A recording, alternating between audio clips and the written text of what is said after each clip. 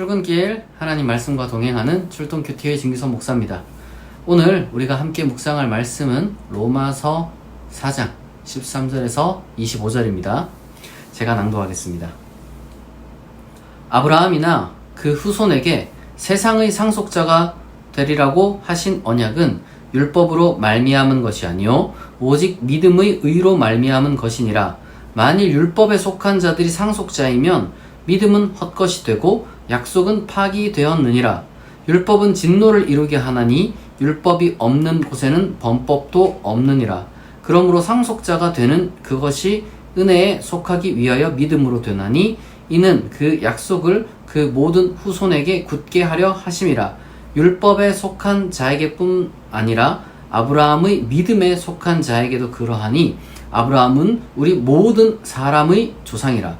기록된 바 내가 너를 많은 민족의 조상으로 세웠다 하심과 같으니 그가 믿은 바 하나님은 죽은 자를 살리시며 없는 것을 있는 것으로 부르시는 이시니라. 아브라함이 바랄 수 없는 중에 바라고 믿었으니 이는 네 후손이 이같으리라 하신 말씀대로 많은 민족의 조상이 되게 하려 하심이라. 그가 100세나 되어 자기 몸이 죽은 것 같고 사라의 태가 죽은 것 같음을 알고도 믿음이 약하여지지 아니하고 믿음이 없어 하나님의 약속을 의심하지 않고 믿음으로 견고하여져서 하나님께 영광을 돌리며 약속하신 그것을 또한 능히 이루실 줄을 확신하였으니 그러므로 그것이 그에게 의로 여겨졌느니라. 그에게 의로 여겨졌다 기록된 것은 아브라함만 위한 것이 아니요 의로 여기심을 받을 우리도 위함이니 곧 예수 우리 주를 죽은 자 가운데서 살리신 이를 믿는 자니라. 예수는 우리가 범죄한 것 때문에 내줌이 되고 또한 우리를 의롭다 하시기 위하여 살아나셨느니라. 아멘. 오늘은 이 아브라함의 그 믿음이 어떻게 우리에게 모범적인 구원의 그 조상이 되는지에 대해서 이제 바울이 말씀을 주고 있습니다. 아브라함의 자손이 이제 하나님의 자손이다. 혹은 뭐 약속의 자손이다. 뭐 여러 가지 많은 표현을 쓰는데요. 중요한 것은 그래서 유대인들은 혹은 뭐 이스라엘 사람들은 이제 아브라함이 자신들의 조상이고 자신들은 또한 그 아브라함의 이제 혈통을 이은 그러한 민족이기 때문에 아브라함의 자손이 이제 하나님께서 복을 받는다고 약속을 하셨으니 자신들이 이 복의 대상이다. 다른 민족은 사실 해당 사항이 없는 거죠. 그렇게 생각을 했습니다. 선민 사상인 거죠. 선민 사상. 그런데 계속해서 바울이 이야기를 하는 것은 이러한 선민 사상이 결국에는 이 나태하고 부패한 그러한 엉망진창인 삶을 계속해서 이제 살게 만들었다는 거죠. 게다가 하나님이 보실 때는 유대인이나 헬라인은 아무 차별이 없다는 거죠. 중요한 것은 그들의 어떤 그 양심, 어떤 그 행위, 삶 이런 것이고 그리고 또한 하나님이 또 보실 때 결국에는 모두가 다 그렇게 제대로 된 어떤 성취를 하지 못하니 결국에는 모두에게 동등하게 믿음을 보신다 라고 이제 사도 바울이 지금까지 이야기를 해왔습니다. 그러면은 아브라함에게 하신 약속은 뭐냐 설명이 필요한 거예요. 그러니까 유대인들이나 아니면은 이제 뭐 구약을 보는 사람들은 하나님은 아브라함에게 약속을 하셨단 말이에요. 내가 너와 내 자손을 통해서 이제 다른 민족이 이제 복을 받도록 하겠다 이런 식으로 약속을 하셨단 말이에요. 그러니까 이제 사도 바울은 이걸 어떻게 해석을 하느냐? 이거는 문자 그대로의 어떤 그 혈통적인 상속자를 혹은 후손을 이야기하는 것이 아니라 믿음의 후손을 이야기하는 것이다. 그러니까 아브라함은 하나의 신앙의 모범을 보인 사람인 것이고 그러한 신앙의 모범을 따라서 그와 같은 아브라함과 같은 신앙을 가진 사람들이 아브라함의 후손이다. 지금 이 얘기를 하는 겁니다. 그렇다면 아브라함의 믿음이 뭐냐는 거죠. 아브라함의 믿음은 자기가 나이가 이제 100세가 되고 자기 사라는 또 이제 한 90세가 됐는데 그때도 하나님이 이제 아들을 낳을 것이다 이렇게 약속을 하셨단 말이에요. 그러니까 이삭이 태어나죠. 그러니까 중요한 것은 지금 이것은 하나의 비유라는 겁니다. 죽은 것과 다름없는 사람에게서 새로운 생명이 태어났잖아요. 그러니까 이게 일종의 부활이라는 거예요. 부활. 뭐 정확하게 이게 뭐 아브라함 자신이나 뭐 사라 자신이 죽었다가 살아나는 것은 아니지만 사실상 이제 죽은 자로부터 생명이 나왔으니 결국에는 이게 이제 하나님이 어떤 분이신지 그 능력에 대한 믿음이 있는 거죠. 하나님은 어떤 분이시다. 여기 보니까 하나님은 죽은 자를 살리시고 없는 것을 있는 것으로 부르시는 분이시다. 그런데 여기서 우리가 한 걸음 더 나아가야 됩니다. 이게 하나님이 단순히 이제 전능하다는 얘기잖아요. 쉽게 말해서 하나님이 전능하다라는 것을 믿는 것, 단순히 이제 그것을 지금 이야기를 하는 것이냐? 그건 아니라는 거예요. 왜냐하면 지금 아브라함이 지금 믿은 것은 단순한 하나님의 권능이 아닙니다. 물론 이제 뭐 그런 것도 이제 포함하는 것이지만 아브라함이 지금 하나님께 받은 혹은 하나님의 어떤 그 능력을 이제 아브라함이 체험을 했는데 이 체험의 의미가 뭐냐는 거죠. 이 체험의 의미. 이 체험의 의미는 아브라함이 정말 평생의 한이었던 것. 평생의 한이었던 것을 하나님께 의지함으로 그거를 응답받았다는 것.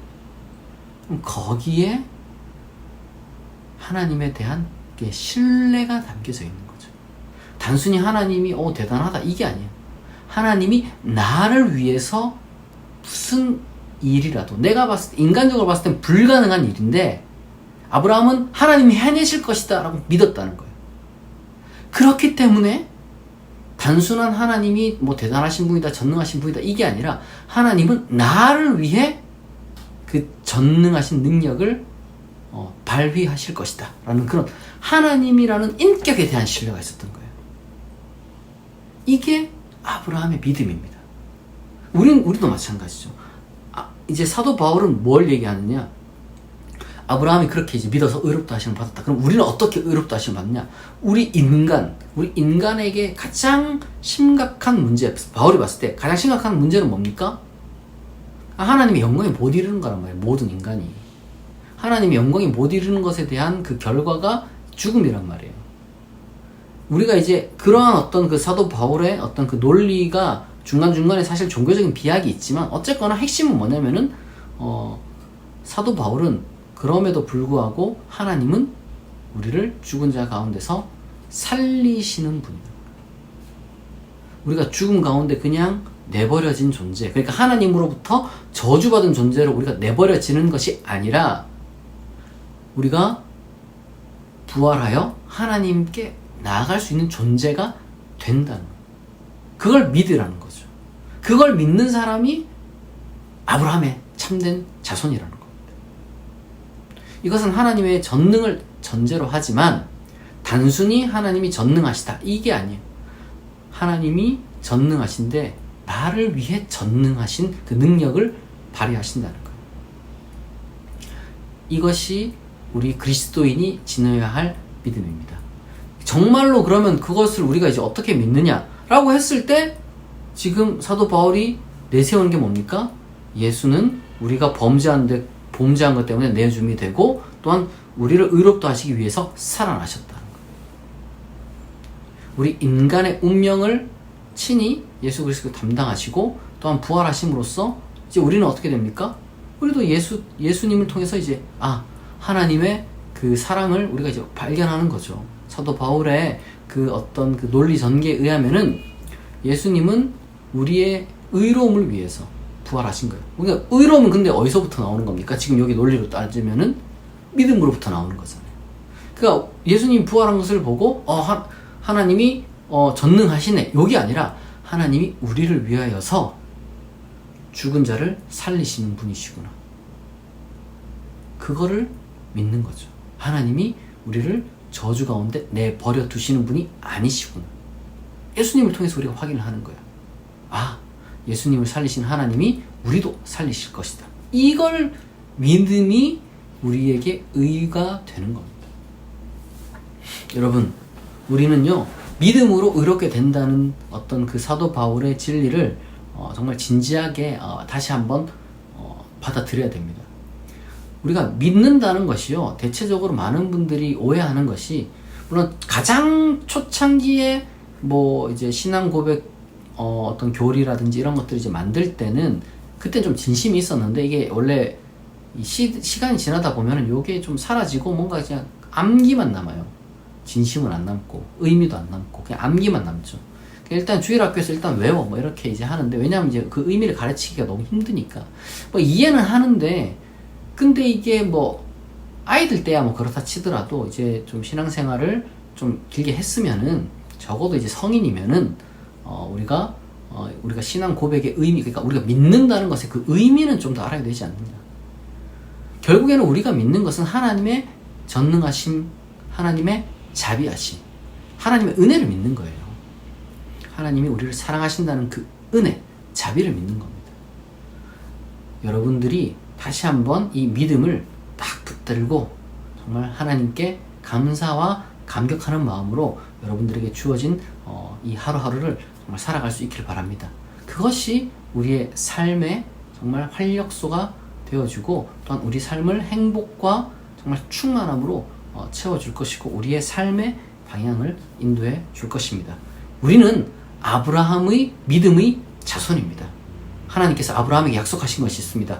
모든 민족이 너로 말미암아 복을 받을 것이고, 내 자손으로 말미암아 내 자손이 하늘의 별과 같이 많아질 것이고, 그 모든 자손들이 다 어떻게 됩니까? 정말 복이 될 것이라고 하나님께서 약속을 해주셨어요. 우린 바로 그러한 복덩어리들입니다. 여러분, 한 사람 한 사람이 다 복 있는 사람이에요. 그것을 믿고 여러분들이 오늘 하루를 정말 주 안에서 기쁜 마음으로, 행복한 마음으로 살아갈 수 있기를 진심으로 축복합니다. 같이 기도하겠습니다. 하나님 아버지, 감사합니다. 오늘 하나님께서 우리에게 주신 이 로마서 말씀을 통하여서 우리가 아브라함의 믿음의 자손, 영적 자손임을 다시 한번 확인합니다. 아브라함처럼 우리도 하나님의 전능하심과 자비하심을 믿습니다. 하나님, 우리가 하나님 안에서 참으로 부활을 소망하오니 참으로 우리의 하루하루가 이러한 감격과 기쁨으로 채워지게 하시고, 또한 이러한 기쁜 소식을 널리 전할 수 있는 그러한 그리스도인 되게 하여 주옵소서. 감사드리며 예수 그리스도의 이름으로 기도합니다. 아멘. 여러분, 오랜만에 또 이렇게 주말이 찾아왔습니다. 여러분, 이 주말 기간 동안 평안한 어떤 그 쉼을 좀 얻으시고요. 혹시나 여러분 또 이렇게 이제 주말임에도 불구하고 출근하시는 분들이 있다면은 하나님께서 주시는 힘과 능력으로 여러분들에게 맡겨주신 일 잘 감당하시기를 바랍니다. 오늘 출동 큐티는 여기서 마치겠습니다. 내일 아침 6시에 다시 만나겠습니다.